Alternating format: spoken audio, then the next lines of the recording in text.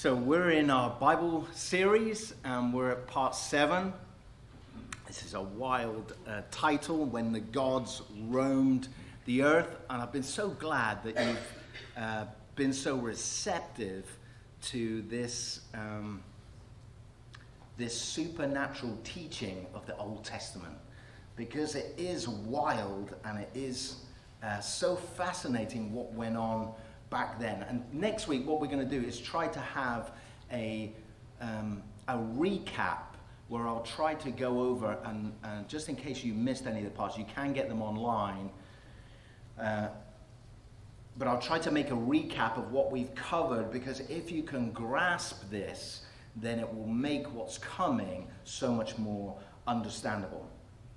So what are we doing today? You know, for the longest time, many believers have an issue with the God of the Old Testament compared to the God of the New Testament. And often when we read the stories of the movement of the Israelites into the Promised Land and the destruction of men, women, and children and animals, we find it very difficult to grasp that God could be the same as the God of the New Testament. Does anyone else have a problem with that? Like I did for the longest time. I think, man, that is so brutal, what was going on. But I think when we start to study this, you'll realize just why that needed to take place. And just a couple of weeks ago, we looked at the seed of the serpent and the seed of the woman. The seed of the woman was the coming Messiah, and the seed of the serpent was where the enemy wanted to breed out humankind, making hybrids of angels and earthly women to destroy and corrupt the bloodline so that the coming Messiah wouldn't be able to come and crush his head. And that battle between the seed of the serpent and the seed of the woman goes all the way through the Bible and even to this day today. So sometimes when we imagine the flood, and I used to have a problem with the flood, I used to think, well, why did he destroy the animals? Why couldn't the animals just go up onto a mountain somewhere? Why did they need to be destroyed as well? And we're going to answer that question today. So here's a term that's used. It's called biblically endorsed extra-biblical texts. Biblically endorsed extra-biblical texts. Joshua 10:13 says, "So the sun stood still, and the moon stopped till the people had revenge upon their enemies. Is this not written in the book of Jasher?" So the sun stood still in the midst of the heaven, and it did not hasten to go down for about a whole day. And 2 Samuel 1:18 says, "And he told them to teach the children of Judah the song of the bow. Indeed, it is written in the book of Jasher." So what we're going to do is look at a portion of the book of Jasher. And what I would say to you is, it's probably a poor analogy, but if you can imagine that sometime in the future America has been destroyed and people have come and they're starting to excavate and they find an old document called the Constitution. But they don't find the Bill of Rights.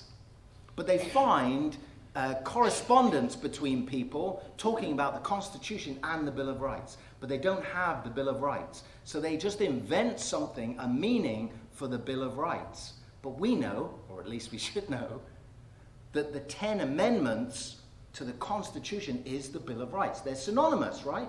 So when we think of the Constitution and the Bill of Rights, we know what's being said. So it was when these texts in Joshua and Samuel were being written when they mentioned the book of Jasher. They knew it. And that's why they said, "Is it not written in the book of Jasher?" They knew it.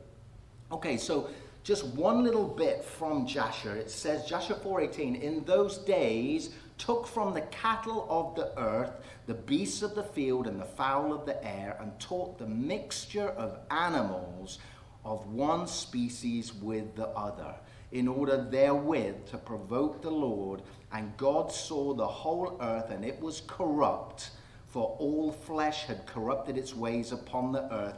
All men and all animals. Look at that. This is talking about the sons of God. It's talking about the divine beings, the angels that came down, had relations with women, produced the Nephilim, the giants of old, the heroes of old. But they also started to teach mankind the blending of animals, one species with another. And just to put it into context, so the book of Joshua really talks about Genesis 6. It's in and around that time. There's another one also, Enoch, which you could look at, which is still included in the Ethiopian Bible today. But if we look at Genesis 6:12, it says, "And God saw the earth, and behold, it was corrupt, for all flesh had corrupted their way on the earth." And Genesis 6:7 says, "So the Lord said, I will blot out man whom I have created from the face of the land, man and animals and creeping things and the birds of the heavens, for I am sorry that I have made them." That happened in the flood. Everything was wiped out. Now, so we're talking about the blending of animals, one species with another. Look at this. Numbers 21:29. "Will you not possess what..." Woe to you. Numbers 21:29. "Woe to you, O Moab, you are undone. O people of Chemosh, he has made his sons fugitives and his daughters captives to an Amorite king, Sihon." And also in Judges 11:24, "Will you not possess what Chemosh, your God, gives you to possess, and all that the Lord God has dispossessed before us, we will possess." The word there, Chemosh, if you know anything about mythology, Chemosh is a supernatural being. It's half animal, half human. It is the, next slide, Jay, it is the bottom part is a man, the top part is a cow. And if you remember when we looked at Moab and the daughters of Lot, some scholars believe that Chemosh and Molech are one and the same being. It is an animal-human hybrid, the blending of a human and an animal. Look at this, Leviticus 17:7. "So they must no longer offer their sacrifices to the goat demons." The word there is sayer or satyr, acting like prostitutes by going after them. This is to be a perpetual statute for them throughout their generations.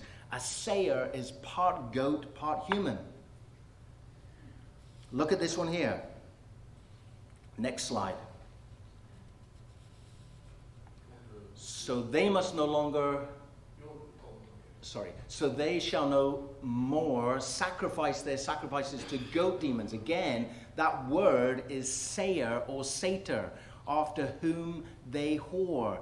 "This shall be a statute forever for them throughout their generations." And let's look at the image there. So this is, in Greek mythology, a satyr or a sayer is the bottom half is a goat, the top half is a human being. It has fawn-like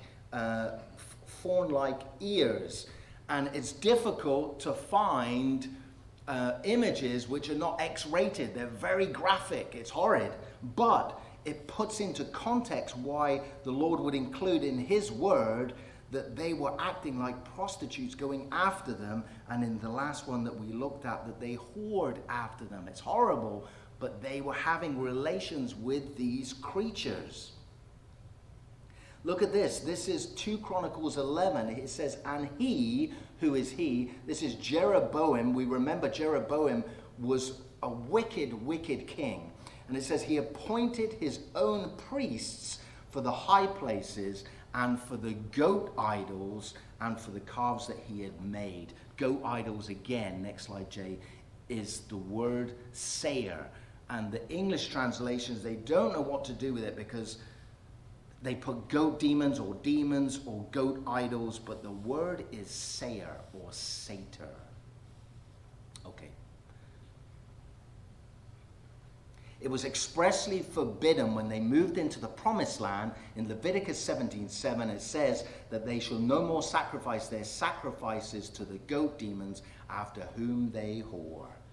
Okay, let's look again at 2 Samuel 23:20. It says, and Benaniah, the son of Jehoiada, was a valiant man who had done many deeds. He had killed 2 lion-like heroes, the word is Ariel, of Moab. He also had gone down and killed a lion in the midst of a pit on a snowy day. A lot of the English translations put lion-like or lion, but the text here breaks up lion and these lion-like heroes. The ESV actually puts Ariel there. And mythology, if you know anything about mythology, an Ariel is a human-lion hybrid. The Hebrew term is Ariah, and they often put Ariah and El next to each other. El meaning God, so it was like a lion god, a lion god. And David, when he went down to Ziklag in 1 Chronicles 12:8 says, from the Gadites there went over to David and the stronghold in the wilderness mighty and experienced warriors, expert with shield and spear, whose faces were like the face of lions and who were swift as eagles, as gazelles, upon the mountains. So they often say, well, that just means a fierce warrior, just means they demythologize the Bible. And you might say, what is the purpose of this? Why does it make any difference to us today? What is the purpose of us knowing about animal-human hybrids or animal hybrids today? It matters because of the time that we're living in. Look at this. This was released. This was by the British Academy of Medical Sciences. Next slide.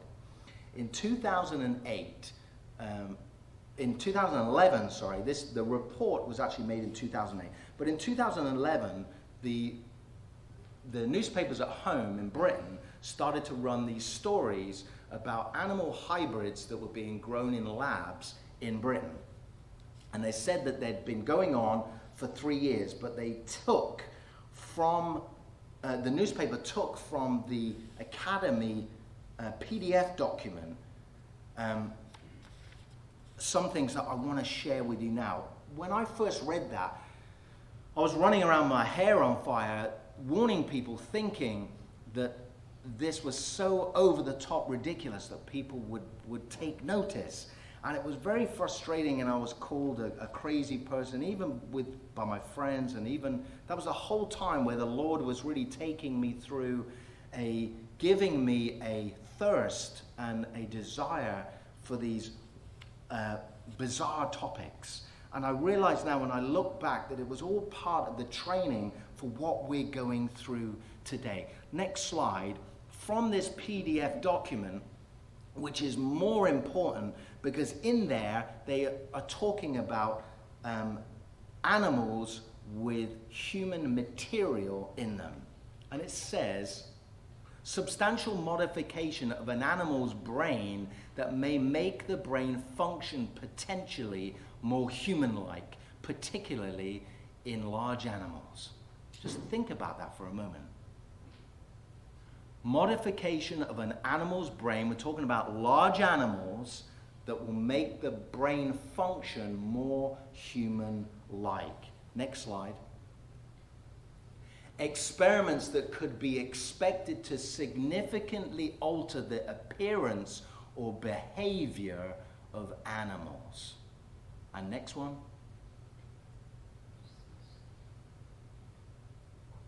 The predominant question is whether populating an animal's brain with human-derived cells could result in the production of an animal with human cognitive capacity, in some aspects of consciousness, awareness, or sentience, or human-like behavioral capabilities. Did you just hear what I said? Isn't that wild? Animals that could think like human beings. Animals that start to look like and behave like humans. Isn't that wild? Next slide.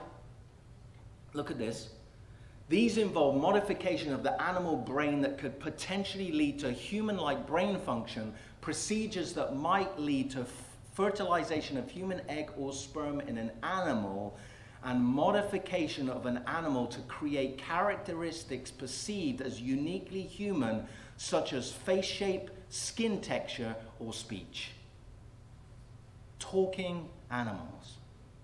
Can you imagine? Talking animals. Now, when we look back then at just those few verses that the Bible included, lion-like heroes, men that seem to be half goat, half human. This is where we're up to today. Next slide. This was the University of Newcastle in the north of England. They said some scientists were so horrified at what was taking place, they warned of a Planet of the Apes-like experiments. And they called for new rules to prevent lab animals being given human attributes. Next slide. But they went on to say, we are proud of our research and not going to stop it. But they also included that animal-human hybrids are also created in other countries, many of which have little or no regulations. See, what they say is, well, we only grow these hybrids until 14 days, and then we terminate them. But I would say we'd have to be very naive to imagine that those scientists wouldn't be intrigued enough to have a little room tucked away and they're growing them to full maturity. In fact, I would dare say that we have them running around in labs all over the place behind bulletproof glass somewhere. We are living literally in wild times, and this was back in 2008. Okay. Fast forward to today. Next slide. Why put human genes in rice? Why put human genes in rice? And they start by saying, why not? Why not? That's their response. Scientists are saying, well, why not?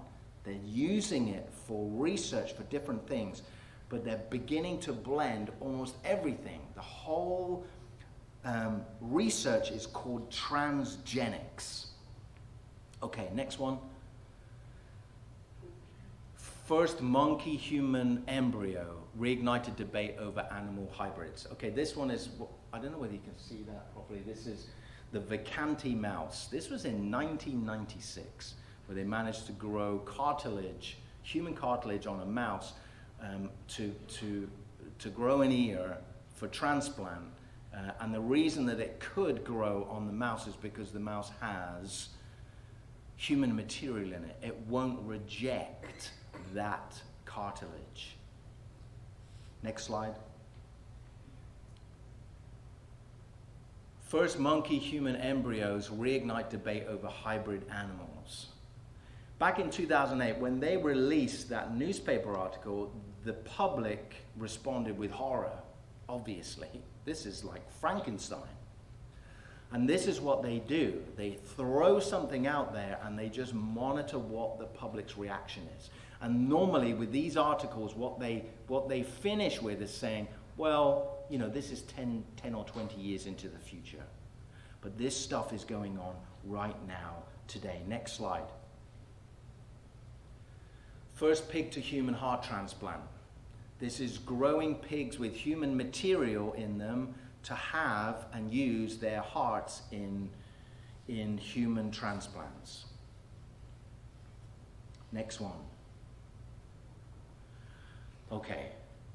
So the whole research field is called transgenics, and it's not just humans, it's not just animal humans, it's not just splicing together different animals. Remember, we looked at that glow-in-the-dark cat a couple of weeks ago in Japan. You can buy a glow-in-the-dark cat, a cat that has jellyfish material in it that makes it glow.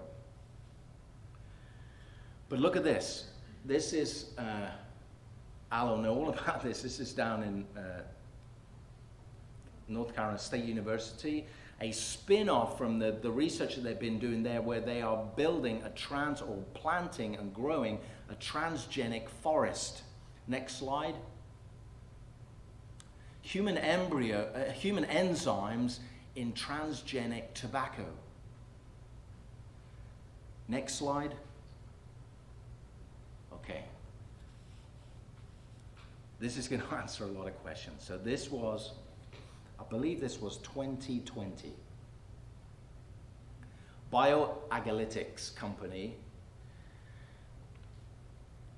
in 2020 launched that it was going to build a $61.5 million headquarters, global headquarters for biotechnologies down in Durham. And what I did was just to start to have a look and see what else is going on in Durham. Like, if you live just outside Raleigh, you know that the property market is white hot down there, right? And why is that?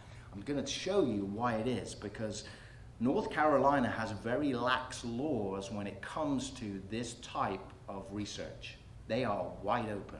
There's a lot of other states that will not allow this kind of research to be done. Look at this, Fujifilm Corp, $2 billion facility. I thought Fujifilm made Polaroid cameras. No, they're into biologics and biotech now. This is the largest end-to-end production on the planet. This is a 2 billion, next slide, a 2 billion facility down there in the Raleigh area. Holly Springs, I don't know whether you know where that is. And so I just had a look and just had a look at what else is going on in the next 5 years. Look at this, Amgen, a Californian-based biopharmaceutical company that pioneers the use of recombinant DNA technologies, are going to invest $550 million in the Raleigh area, 350 jobs with an average salary of $125,000. Another company called Thermo Fisher Scientific, a global supplier of products and services that support life sciences, announced that in the 3 North Carolina towns that they would collectively bring $350 million of investment and nearly 700 jobs. They're going to be in Mebane, is that right? Mebane. And will produce critically needed laboratory pipette tips. You know that one for the COVID test? Look at this. That will produce critically needed pipette tips. I didn't know that we had a shortage of them. Did you know that? We've got a global shortage, to the point that they're investing hundreds of millions of dollars in these products, and diagnostic testing, including COVID-19 tests. Does that not tell you something? There's more coming. The UN said that the 2020s are going to be a decade of pandemics. None of this is going away, people. None of this is going away. It's just going to go on and on. We've been watching the monkeypox. We've been watching the bird flu. This is big business. Big business. Look at this, $192 million investment for Thermo Fisher.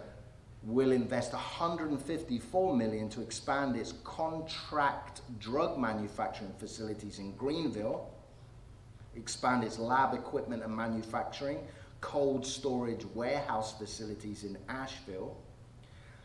Abzena, a global British biotech company, will invest $213 million biomanufacturing plant in Sanford, creating 325 jobs. The site will primarily make mammalian cell-based biologics for customers involved in phase 3 clinical trials and those already involved in commercial sales.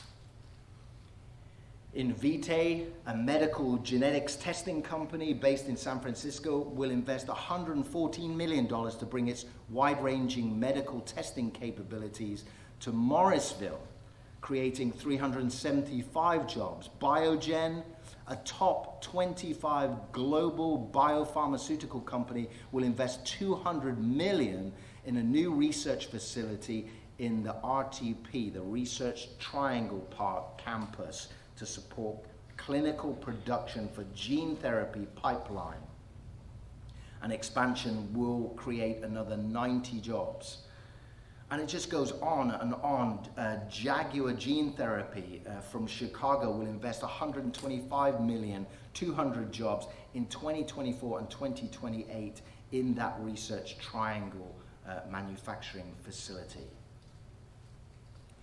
And this one, I just wanted to use, there was more, there were so many that are due to come to North Carolina, but this one I wanted to include. CarsGen Therapeutics is a Shanghai-based cancer immunotherapy innovator. It's going to invest 157 million to establish a Durham site that will employ 200 people by the end of 2026 in the production of chimeric antigen receptor T-cell therapies for cancer.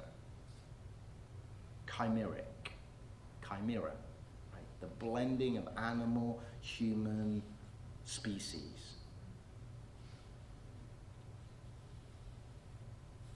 Now we wonder today what the obsession is with all the transgender, and it's become, and it's boiled down to this idea of the loony left and the right about, you know, should we invest in gender reassignment for children? But I'm telling you that the real purpose of all the transgender is to sow in our minds the word trans, which means transitory. It means on the way to something different. And I shared last week that the whole goal of all of this is transhumanism. It means the creation of human 2.0. It means that we're going to bypass the evolution normal scale that would take millions of years, and we're going to fast track ourselves using technology and human-animal hybrids to move us beyond human. This is really scary stuff. Look at the next slide. This merely human, that's so yesterday. Next slide. Want to stay healthy? You need to become a human-animal hybrid. This is what's coming, people. And we would look at it, the older generation, if you're beyond 30 or 40, you would look at it and say, this is just crazy. I'm not going to take part in any of this. This is madness.